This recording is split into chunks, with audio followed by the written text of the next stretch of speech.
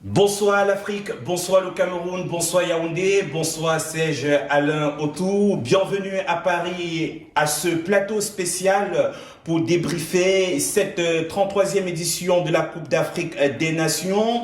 La diaspora camerounaise s'est largement mobilisée pendant la phase de poule pour apporter aux Lions indomptables du Cameroun tout son soutien, notamment grâce aux différentes fan zones. Ce soir, nous nous retrouvons dans l'une des fan zones. Nous sommes au Panam Lounge dans le 19e arrondissement avec certains de nos invités. Ce soir, Léo Dumas, journaliste économie et sport à BFM TV. Merci d'avoir accepté l'invitation. Bonsoir Léo. Bonsoir Landry, bonsoir à tous. Milan Argelas, journaliste sportif à BFM TV, nous a fait l'honneur de répondre à l'invitation. Bonsoir Milan. Bonsoir Landry, merci de m'avoir invité. Bonsoir à tous. Ce soir, il n'a pas refusé, il n'a pas rejeté l'invitation, bien qu'il était très occupé. Léo Marcheguet, journaliste pour le groupe Canal, il est des nôtres. Bonsoir Léo. Bonsoir Landry, bonsoir Equinex TV. Encore un autre Léo, il s'appelle Léo Image, c'est l'un des grands reporters photos de Paris, de la communauté camerounaise. Il est supporter des Lions indomptables du Cameroun. Bienvenue Léo Image. Merci, bonsoir Landry, bonsoir à tous. Alors, la phase de poule de cette édition de la CAN s'est achevée avec beaucoup de surprises et de déceptions, notamment celle de l'Algérie. Nous allons devoir commenter certainement avec vous, Léo, avec vous, Milan. Vous avez été surpris par la prestation des Fennecs? Très surpris, même plus que surpris, déçu. C'est une vraie désillusion pour l'Algérie. On sait qu'avant de commencer cette CAN, ils avaient quand même resté sur une série de 34 matchs sans défaite. Ils cherchaient justement ce record de l'Italie. Il leur manquait juste, je crois, deux ou trois matchs pour égaler ce record et pour après le surpasser. Et c'est vrai que c'est étonnant parce qu'en fait, on se retrouve avec une Algérie qui finit avec juste un point, un but marqué. Un dernier match qui fait figure quand même d'humiliation, même pour l'Algérie, cette défaite face à la Côte d'Ivoire, alors qu'il fallait impérativement gagner pour se qualifier. C'est étonnant. Alors maintenant, la vraie question pour l'Algérie, et enfin, je pense que tout le monde sera d'accord aussi sur ce plateau, ça va être de savoir comment on se sert de cette défaite pour avancer. Il y a quand même les éliminatoires de la Coupe du Monde de la zone africaine qui vont arriver là dans 2 mois au mois de mars. Il va falloir gagner ce match, il va falloir gagner même ces 2 matchs, c'est des matchs aller-retour. Donc comment on se sert de cette désillusion à la CAN pour repartir de l'avant et pour se qualifier à la Coupe du Monde au Qatar en 2022? Ça va être toute la question. Je vous vois déjà sur les réseaux sociaux, certains qui disent oui, il faut virer Belmadi, il faut que Belmadi démissionne. Ça marche pas comme ça. Belmadi, c'est quand même celui qui a sorti l'Algérie de là où ils étaient. Ils étaient Oui. comme dans une sale position quand il les a repris. Il a redoré le blason des Fennecs. Et donc je pense qu'évidemment c'est l'homme de la situation. Et ça va être très intéressant de voir justement comment ils vont se relever de cette humiliation. Tout en rappelant que l'Algérie a été vainqueur de la Coupe arabe de cette année. Alors, la belle surprise de cette Coupe d'Afrique des Nations est celle de la République Comore, qui a fait une entrée aussi surprenante. On dirait que les Comores ont fait un coup d'essai, un coup de maître, Léo. Ouais, alors c'est vraiment la vraie surprise de cette CAN. Déjà, c'était une surprise de voir l'équipe à la CAN, puisque c'est leur première participation à une Coupe d'Afrique des Nations. Il faut rappeler que cette équipe a été créée en 1979, donc c'est pas une vieille équipe, homologuée par la FIFA en 2005, donc il y a moins de 20 ans. L'équipe 132e au classement FIFA aujourd'hui, mais il y a encore quelques mois, quelques années, 198e équipe sur 210, donc vraiment une équipe qu'il fallait construire. Et pour la construire, on a vu l'arrivée d'Amir Abdou comme entraîneur, comme sélectionneur en 2014. Et depuis 2014, le jeu progresse, la confiance règne dans le groupe. Et la confiance, là, elle a été accumulée à l'issue de cette phase de poule, avec cette victoire 3-2 sur le Ghana, une victoire un peu inespérée, mais qui a permis à l'équipe de se qualifier, grâce à la règle notamment du meilleur troisième.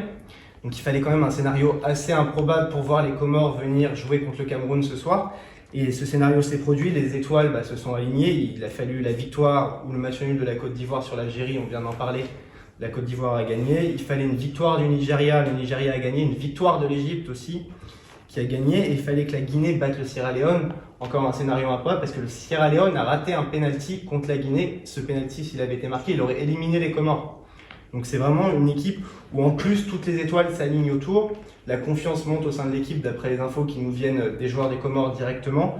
Là, il n'y a vraiment aucune pression pour aborder ce match. Ça va être, en fait, tout est réuni pour que ce soit un beau match ce soir. Maintenant que l'Algérie est disqualifiée, Léo Marcheguet, alors quel est le favori pour remplacer cette équipe? C'est vrai que la mauvaise surprise, c'était l'élimination de l'Algérie. Alors pour moi, il y a 3 équipes qui se détachent un peu du lot. On va mentionner le Sénégal, qui malgré un début de compétition un peu décevant, notamment dans le jeu, peu de beaux jeux produits. Ils ont quand même un effectif pléthorique avec quasiment des stars de tous les clubs. Edouard Mendy au goal, qui est, je sais pas ce que vous en pensez, sûrement l'un des meilleurs gardiens du monde actuellement. Oui. Ouais. Koulibaly, un défenseur de Naples, très costaud également. À chaque ligne, ils ont des joueurs de classe mondiale, quoi, avec aussi Gay au Paris Saint-Germain, qui malgré un temps de jeu un peu faible, sait de quoi il est capable. Puis devant, l'atout majeur, ça reste Sadio Mané, un finisseur voilà, rapide. Je mettrais également la Côte d'Ivoire, les éléphants, avec une très bonne impression contre l'Algérie, 3 buts marqués quand même. Pareil aussi avec des joueurs de talent, Sébastien Haller, meilleur buteur de la Ligue des Champions, des phases de poule de Ligue des Champions. Faudra faire attention quand même ils affronteront l'Égypte en 8e, donc on va faire attention. Et puis aussi le Cameroun, franchement, pays hôte, je vois pas ce qui pourrait les empêcher d'aller au bout, ce serait magnifique. Surtout avec Aboubacar Vincent qui ne cesse de surprendre et de séduire tout le public camerounais. Tout à fait, en véritable boss, il s'impose, il est déjà à 5 buts, 5 réalisations dans cette CAN. On pourra noter aussi le retour de Onana au goal dans les buts après une longue suspension pour suspicion de dopage. On espère que cette CAN sera fructueuse pour lui. Et puis Kartoko Ekambi, meilleur buteur de l'Europa League avec Lyon, qui sera là pour aider l'équipe du Cameroun. Merci Léo Marcheguet. Alors, Léo Image est supporter des Lions indomptables du Cameroun. Qu'est-ce que ça te fait de vivre cette CAN à distance, surtout que ça fait 50 ans qu'on attendait l'organisation de cette CAN. Qu'est-ce que ça vous fait en ce moment? Alors, bien évidemment que c'est difficile de vivre la CAN à distance. On aurait aimé vivre la CAN à domicile, à la maison, et vivre toutes ces émotions avec tout ce qu'ils nous ont fait rêver. On voit tout ce qu'ils font sur les stades. Donc, nous sommes contents, nous sommes heureux d'être Camerounais et voir notre équipe avancer aussi avec tout le courage qu'ils ont, toute la force qu'ils ont. Nous espérons que ce soir, ils vont donner encore une bonne impression pour pouvoir nous faire avancer dans la compétition. Et nous espérons aussi que Vincent Aboubacar va sortir meilleur buteur, qui va marquer encore des buts. Donc voilà. Et nous sommes tous derrière les Lions, que les Lions puissent nous remporter cette CAN et que la CAN reste chez nous. Ça serait beau que les Lions remportent cette CAN. Après, on connaît les déboires qu'il y a eu un peu pour l'attribution avec la CAF. C'était quand même un peu compliqué. Donc oui. J'espère pour eux que ça va le faire cette année. C'est l'année ou jamais pour aller au bout. Bien évidemment. De toutes les façons, nous espérons que les Lions indomptables du Cameroun que conduit Aboubacar Vincent et qui reçoivent derrière la compétition à la maison vont porter très haut le trophée au soir du 6 février de cette année.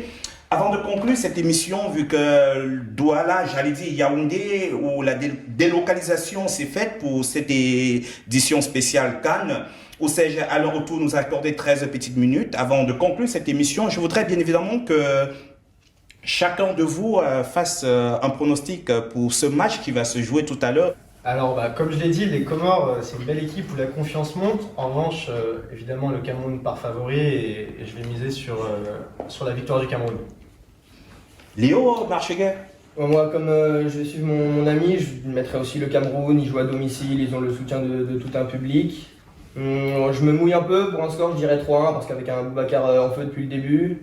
Mais je vois quand même Onana encaisser un but parce qu'ils sont redoutables. Les Comores sont redoutables, il faut faire attention à eux offensivement. Onana est ainsi averti. Alors, Milan. Moi j'ai envie de mettre une pièce sur les Comores quand même. Ça a été la belle surprise de cette CAN. Je pense qu'il y a un bon billet à mettre et il y a pourquoi pas de l'argent à se faire si on parie. Mais non, clairement, il y a une sensation, on sent vraiment qu'il y a eu un élan populaire derrière cette équipe. Même quand on n'est pas supporter des Comores, on a quand même, voilà, on a de la compassion pour cette équipe. Comme l'a dit Léo, c'est la première CAN. Ils se sont poussé. Exactement, ils se sont qualifiés avec une victoire. C'était déjà miraculeux qu'ils marquent un but. Ils ont gagné un match, imaginez. J'ai envie de croire, voilà, là maintenant ils sont sur leur lancée. Je suis désolé Landry, je suis désolé Léo, mais j'ai envie de croire aux Comores et j'ai envie de voir les Comores gagner la CAN, même pourquoi pas, soyons fous. J'ai pas la peine de poser la question à Léo, il dira les Lions indomptables du Cameroun. Alors pronostic, vous donnez combien pour les Lions indomptables du Cameroun ce soir? Oui, je pense que les Lions ils vont gagner, mais il faut rester méchant avec cette équipe de Comores qui arrive. Ils sont très rapides, très jeunes. Donc je pense que les Lions devraient faire très attention à cette rencontre et rester concentrés. Et je pense qu'on va gagner 3-0. Allez, merci à chacun de vous d'avoir répondu à cette invitation. Alors, on vous quitte avec ces images de la plus grande fan zone des Lions indomptables du Cameroun. Nous l'avons pourtant bien introduit au début de cette émission et on a plusieurs. Et nous sommes bien évidemment au Panam Lounge qui est l'une des fan zones. Nous allons vous amener dans le 18e arrondissement de Paris, plus précisément au 91 rue Championnet, où nous allons vivre ce moment des supporters des Lions indomptables du Cameroun, tout comme Léo, qui font assez de mouvements, assez d'effervescence de ce côté. Et nous allons vous retrouver la semaine prochaine pour une autre édition spéciale. J'y arrive avec les mêmes invités, si les emplois du temps le permettent. Mesdames et messieurs, nous remercions toute l'équipe de production, chacun à son niveau, et le réalisateur. Bonsoir.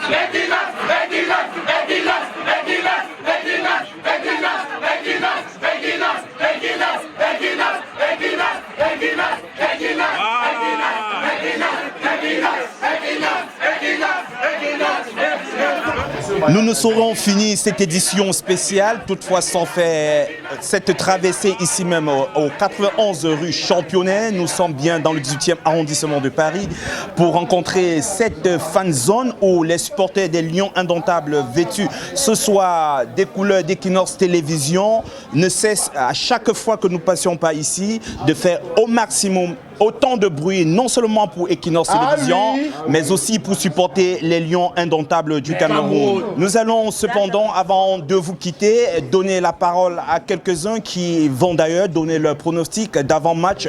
Ce grand match, 8e de finale, Cameroun-Comores. Cameroun au Bosso, c'est à l'avant-champion. Le Cameroun, vous connaissez, on vous donne d'abord 1-0 à l'avance et puis vous connaissez, c'est 3-1. Moi, je pronostic 3-0 pour le Cameroun. Pour moi, le pronostic de ce soir, ce serait 3-0. 3-0. Aboubakar Mensa le doublé, Toke Camille le triplé, 5-0, ça ne bouge même pas. Oui, oui. Jusqu'à 5. Au restaurant Le Prince au 91 rue Championnet. Et chaque soir, c'est le même rythme, peu importe l'équipe qui joue, mais surtout en buvant le champagne du pays qui est bien notre bière. C'est le champagne du pays. Olibo, olibo, olibo, olibo, olibo, yeah. Olibo, yeah. Olibo, olibo, olibo, olibo, olibo, yeah. Olibo, yeah. Baba, oh, yeah. Mama, oh, yeah.